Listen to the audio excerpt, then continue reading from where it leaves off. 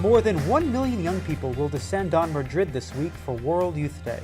Among them will be 21 college knights who have traveled to Spain as pilgrims and volunteers. They prepared themselves spiritually for the lead-up to World Youth Day by going on a pilgrimage to discover the rich spiritual heritage of Spain.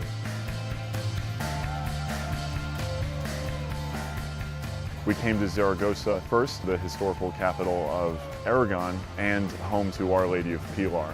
It's the first recorded case of a Marian apparition, the first church in Christendom built in honor of Our Lady.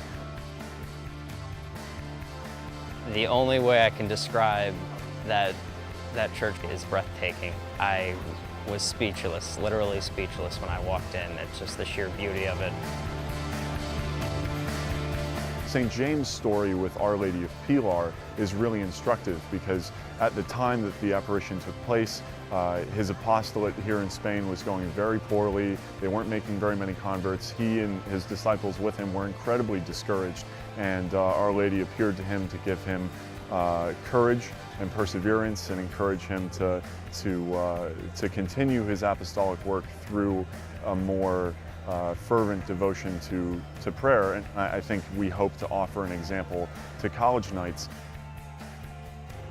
I think the value of the pilgrimage for anyone is that it gets us out of our comfort zone. And for the knights themselves, they are exposed to parts of our faith history here in Spain that they would not otherwise encounter. And so we can go to places and we can pray where others over many centuries have come to pray. And we can see how these places have a holiness, a sanctity.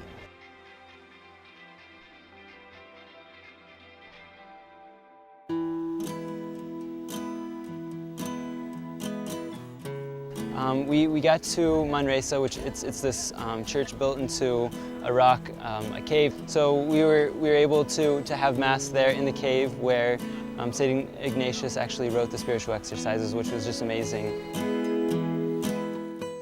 One of the things we saw was this cross cut into this soft rock with his fingernail that St. Ignatius made, and just to see palpable signs of a saint, it was really something special.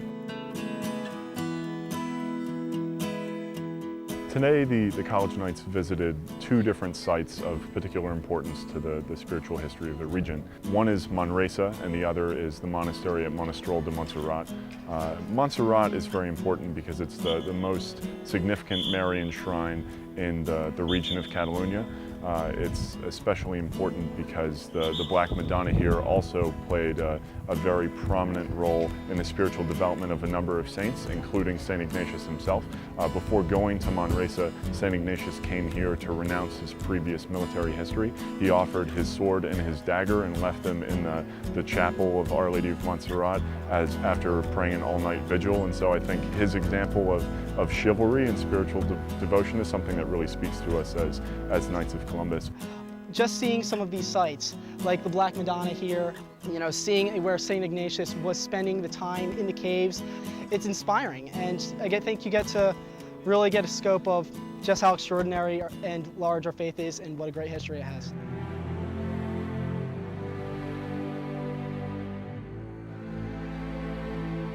Coming to these places has been an excellent opportunity to deepen my own faith, especially in preparation for World Youth Day coming up in a couple days. So to experience these places where Our Lady appeared to saints and where great devotions have been to her throughout the ages really gets me in tune with the history of our faith and the way in which that if it's worked for other people, it can benefit me as well.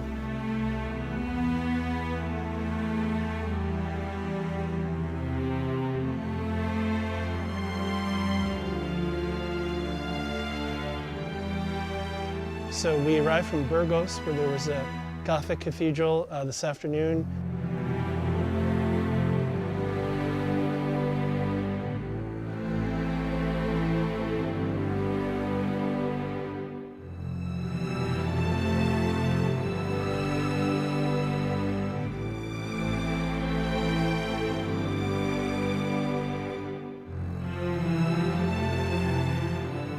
Came to Caleruega, which is the birthplace of St. Dominic, and so we visited what was his ancestral home, which is now the monastery of the Dominican nuns, and we just celebrated Mass in the crypt where he was baptized.